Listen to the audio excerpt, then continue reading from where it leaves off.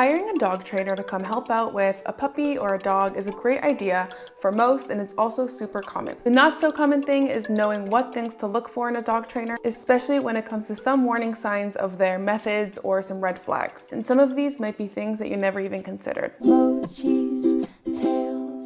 The first major red flag in a dog trainer is if they guarantee something, anything, whether that's specific issues being completely resolved in X amount of time or your puppy being perfectly trained or something. Dogs are not robots, and no dog trainer, regardless of how much education or experience they might have, can guarantee that your dog will do anything after they have worked with them for a certain amount of time. So if a dog trainer promises or guarantees something, unless it's something super easy like potty training, run. Secondly, ask a potential dog trainer if and how they continue their education. Dog training is still an ever-evolving field with new research coming out basically every single day. So it's essential for your dog trainer to be continuing their education in case some of their methodology gets disproved or some methodology comes out as being the best, etc. For example, just a few decades ago, every single dog trainer you met probably would have believed in the alpha theory until it was disproven just a few years afterwards. Now, imagine if all dog trainers just stopped educating themselves after they deemed themselves ready to start working with clients. Then, until a younger generation displaced the older entirely, which would take years on years on years,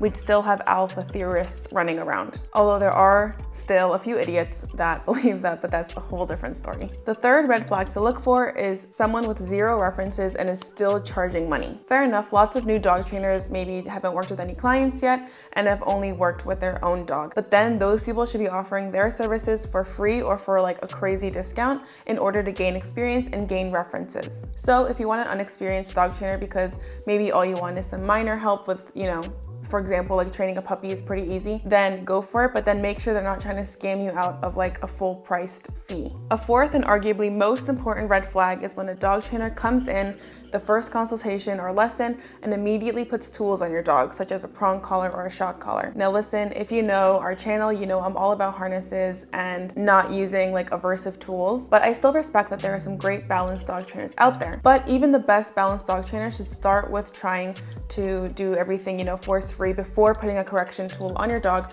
without intense, adequate analysis to see if that's something that's really necessary. So definitely keep an eye on that. Another red flag is if your dog trainer doesn't take the time to get to know you and your dog and ensures your dog is comfortable and unafraid of them. Lots of dog trainers might be super educated, but the first thing they should do is to make you comfortable and trust them with your dog. And they should also be starting off letting the dog warm up to them on their own time. If the trainer starts handling your dog immediately, even if your dog doesn't seem comfortable at first and the trainer doesn't comfort them or try to buy, a bit of trust with treats and stuff, that's a huge red flag that they don't know what they're doing with that dog. If your dog isn't comfortable and secure around their trainer, anything that the trainer works on just won't work. And even if it looks like suddenly when the trainer starts working with your dog stops pulling on the leash or stops being reactive, it's actually just that your dog is shutting down and it's not fixing anything because your dog is basically afraid of the trainer. Sixth red flag is if the dog trainer says anything along the lines of, "Don't worry, it doesn't hurt them,"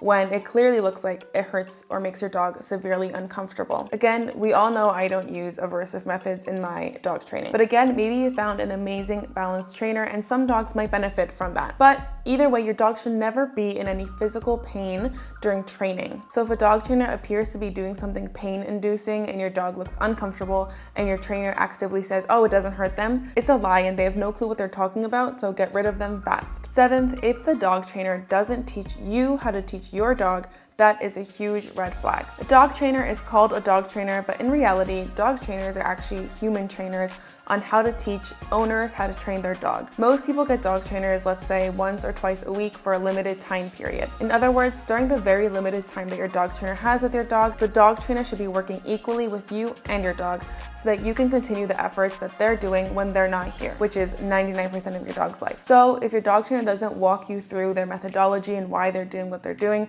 or worse, if a dog trainer offers to just come over for an hour and says, "I'll do this, you can just chill inside," find someone else. Of course, an exception is if you're enrolling your dog in a board and train, but even boarding is temporary, so the trainer should be updating you regularly and when you pick them up, running you through everything they've done. And ultimately, go with your gut. Your dog is like your child, but the thing is, dogs can't speak English. So you really have to advocate for them as if they were like a small baby. If you even have a tiny feeling that your dog trainer isn't right, follow your instinct and find someone else. A great way to find a great dog trainer is to ask around other dog parents that you trust for any recommendations. Now that you know all the red flags in a potential dog trainer, check out the video linked here on the screen on which questions to ask a potential dog trainer to find the best one.